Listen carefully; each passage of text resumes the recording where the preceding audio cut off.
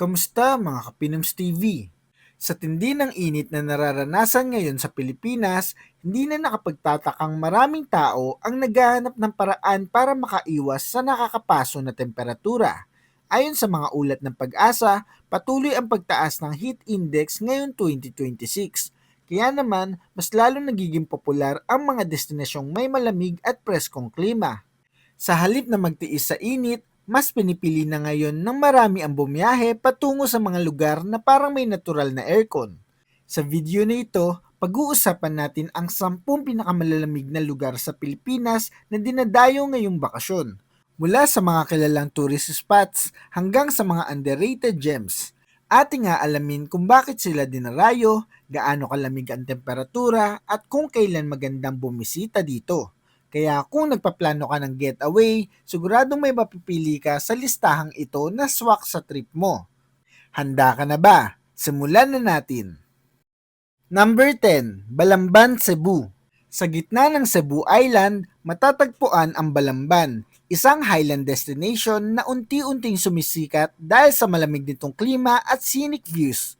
Dahil nasa kahabaan nito ng Transcendental Highway at nasa mataas na elevation, mas presko ang hangin dito kumpara sa coastal areas.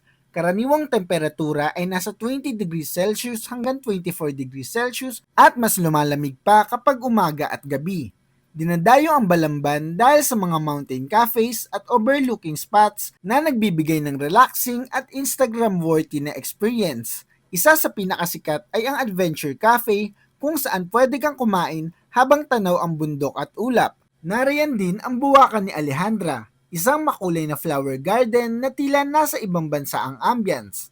Ang pinakamagandang oras para bumisita dito ay umagang-umaga, kung kailan makikita ang sea of clouds at mararamdaman ang tunay na lamig ng hangin. Sa hapon naman, nagiging golden ang tanawin na perfect para sa photography at road trips. Kung gusto mo na malamig na lugar sa Visayas na hindi pa gaanong overcrowded, ang Balamban ay isang underrated gem na dapat mong idagdag sa iyong travel list. Number 9, Lake Cebu, South Cotabato. Sa pinakadulo ng Mindanao, matatagpuan ang Lake Cebu, isang tahimik ngunit napakagandang destinasyon na kilala sa malamig at preskong klima. Dahil napapalibutan ito ng kabundukan at tatlong lawa, natural na mas mababa ang temperatura rito kumpara sa karamihan ng lugar sa Mindanao. Karaniwang nasa 19 degrees Celsius hanggang 23 degrees Celsius ang temperatura at sa madaling araw, mas lumalamig pa lalo dahil sa hamog at moisture mula sa lawa. Isa sa mga pangunahing dahilan kung bakit dinadayo ang Lake Cebu ay ang kakaibang kombinasyon ng kalikasan at kultura. Dito matatagpuan ang Seven Falls, kung saan pwedeng sumakay sa zipline habang tanaw ang napakagandang talon at kagubatan. Bukod dito, makikilala mo rin ang mayamang kultura ng mga Tiboli, kilala sa kanilang makukulay na tela, musika at tradisyonal na pamumuhay. Pinakamalamig dito tuwing Disyembre hanggang Pebrero, ngunit kahit ngayong summer 2026, nananatili itong cool spot dahil sa elevation nito. Ang preskong hangin sa umaga at gabi ang dahilan kung bakit ito ay patok sa mga gustong umiwas sa matinding init ng lungsod. Kung hanap mo ay isang kakaibang travel experience, hindi lang basta malamig kundi may cultural immersion pa, ang Lake Cebu ay isang destinasyong sulit puntahan at hindi mo basta-basta makakalimutan. Number 8, Don Salvador Benedicto, Negros Occidental. Tinatawag na Little Baguio of Negros, ang Don Salvador Benedicto ay isa sa pinakapreskong lugar sa Visayas. Dahil sa mataas nitong lokasyon sa kabundukan, natural na bumababa ang temperatura dito kumpara sa mga karating na lugar. Karaniwang nasa 18 degrees Celsius hanggang 22 degrees Celsius ang temperatura, lalo na sa umaga at gabi. Kilala ang lugar sa mga pine trees, winding roads at foggy scenery na nagbibigay ng malabagyo na pakiramdam. Isa sa mga pangunahing atraksyon dito ay ang Malatanog Falls, isang malawak at multi-layered waterfall na napakaganda lalo na pagkatapos ng ulan. Mayroon ding mga viewing decks kung saan pwedeng mag-relax habang tinatanaw ang rolling hills. Pinakamalamig dito tuwing bare months hanggang early summer, ngunit kahit ngayong 2026, nananatili itong cool destination dahil sa altitude at vegetation nito. Ang malamig na hangin at tahimik na paligid ang dahilan kung bakit ito ay perfect para sa mga nature lovers. Kung gusto mong maranasan ang Baguio vibe sa Visayas, ang Don Salvador Benedicto ay isa sa mga pinakamagandang alternatibo na hindi pa gaanong crowded. Number 7. Banawe, Ifugao. Sa puso ng Cordillera, matatagpuan ang Banawe, isang lugar na kilala hindi lang sa kasaysayan kundi pati na rin sa malamig nitong klima. Dahil nasa mataas na kabundukan, ang temperatura dito ay karaniwang nasa 17 degrees Celsius hanggang 22 degrees Celsius at mas bumababa pa sa madaling araw lalo na kapag may fog. Ang pangunahing dahilan kung bakit dinadayo ang Banawe ay ang world-famous Banawe Rice Terraces na itinuturing na isa sa pinakamahalagang cultural treasures ng Pilipinas. Bukod dito, sikat din ang Batad Rice Terraces dahil sa kakaibang amphitheater formation nito na talagang kahanga-hanga sa personal. Pinakamagandang bumisita dito sa umaga, kung kailan makikita ang sea of clouds na bumabalot sa kabundukan. Sa ganitong oras din ang pinakaramdam ang lamig ng hangin na nagbibigay ng relaxing at refreshing na experience sa mga turista. Kung ikaw ay mahilig sa nature, kultura at malamig na klima, ang Banawe ay isang destinasyon na hindi lang maganda sa mata, kundi may lalim din sa kasaysayan. Number 6. Batanes. Sa pinakahilagang bahagi ng bansa, matatagpuan ang Batanes, isang lugar na kakaiba ang klima at tanawin kumpara sa ibang bahagi ng Pilipinas. Dahil mas malapit ito sa Taiwan at exposed sa malamig na hanging hamihan, nananatiling presko ang temperatura rito na karaniwang nasa 18 degrees Celsius hanggang 25 degrees Celsius. Ang isa sa mga pangunahing dahilan kung bakit dinadayo ang Batanes ay ang napakagandang rolling hills ng Basco na tila berdeng carpet na umaabot hanggang sa dagat. Dagdag pa rito ang iconic Ivatan stone houses na dinisenyo para tumagal sa malalakas na hangin, isang patunay ng kanilang matibay na kultura at pamumuhay. Pinakamalamig dito tuwing Nobyembre hanggang Pebrero, ngunit kahit ngayong summer 2026, ramdam pa rin ang lamig dahil sa tuloy-tuloy na hangin. Ang klima dito ay hindi lang malamig kundi sariwa at napakalinis, kaya ibang-iba ang pakiramdam kumpara sa urban areas. Kung gusto mo ng peaceful, scenic at truly unique na travel experience, ang Batanes ay isang destinasyon na parang hiwalay sa mundo. Simple, malamig at napakaganda. Number 5. Tanay, Rizal. Matatagpuan sa silangang bahagi ng Metro Manila ang Tanay, isang mabilisang escape para sa mga gustong magpalamig nang hindi bumabiyahe ng malayo. Dahil bahagi ito ng Sierra Madre Mountain Range, mas mataas ang elevation nito kumpara sa Kapatagan, kaya mas presko ang klima. Ayon sa mga ulat ngayong Abril 2026, nakapagtala ito ng humigit kumulang 20.2 degrees Celsius lalo na sa madaling araw. Isa sa mga dahilan kung bakit dinadayo ang Tanay ay ang mga campsite at bundok na nagbibigay ng kakaibang Sea of Clouds experience. Sikat dito ang Treasure Mountain kung saan pwedeng mag-camping habang tanaw ang ulap na parang dagat.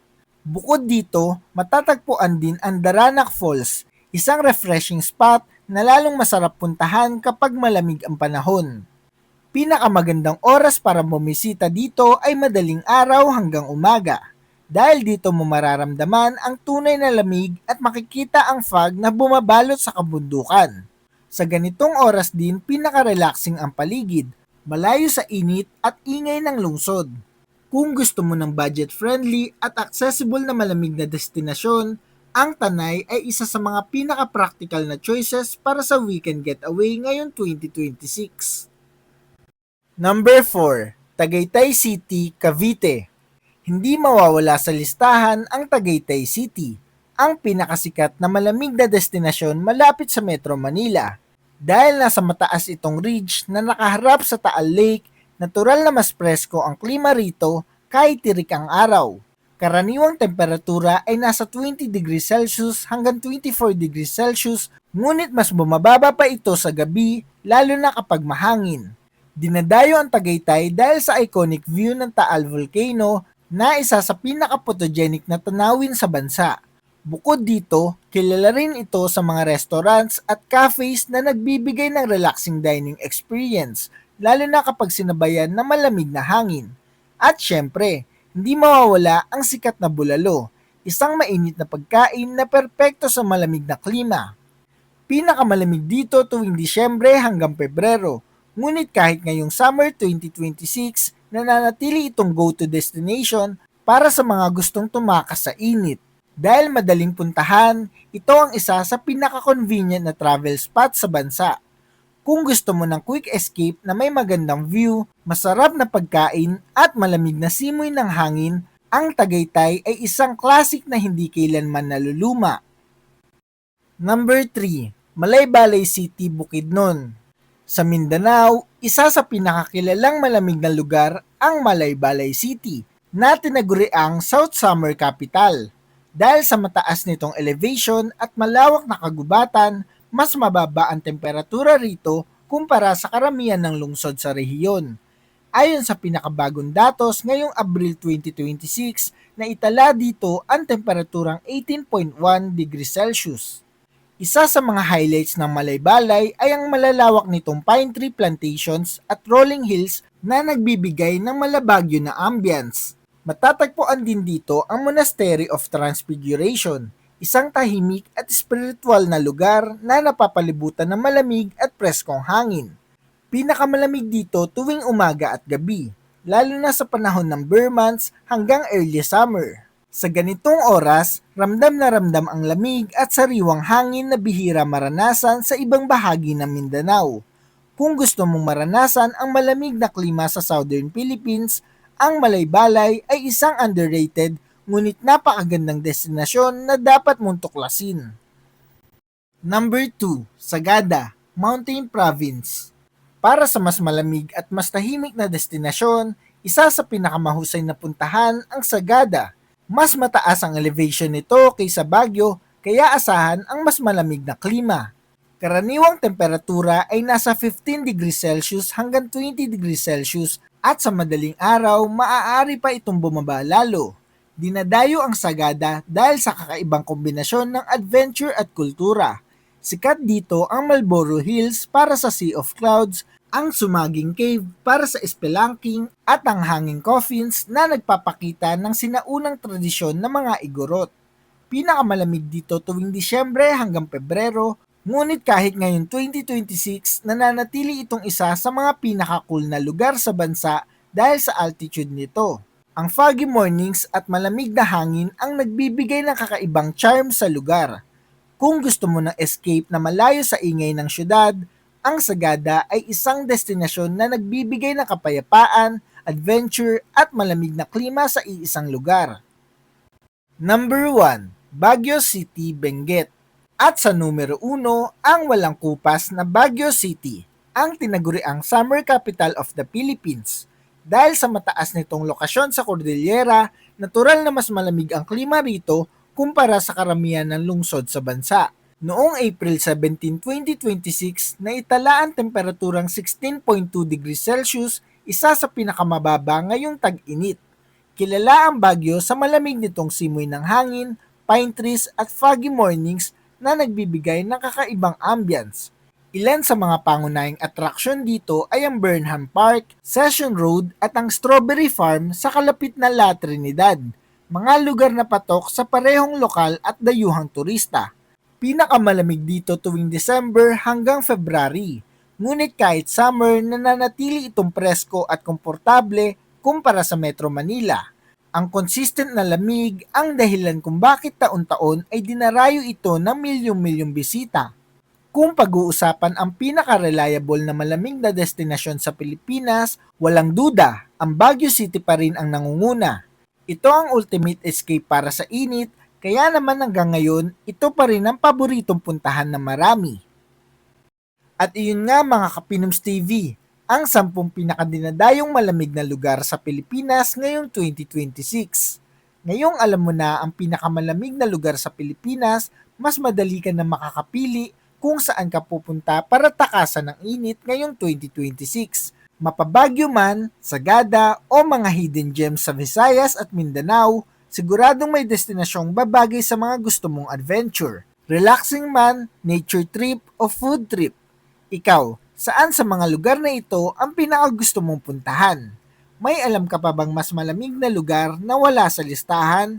At kung bibigyan ka ng pagkakataon, mas pipiliin mo ba ang bundok o tabing dagat para magpalamig? I-comment mo sa baba ang iyong sagot para mapag-usapan natin yan. I-comment mo rin kung tagasan ka para ma-shoutout ka namin sa mga susunod na video. Kung nagustuhan mo ang ganitong klaseng content, huwag kalimutang i-like, i-share ang video at mag-subscribe sa ating channel para updated ka sa mga paparating pa nating videos. Mga Kapinoms TV, maraming salamat sa panonood. Hanggang sa muli, ito ang Pinoms TV.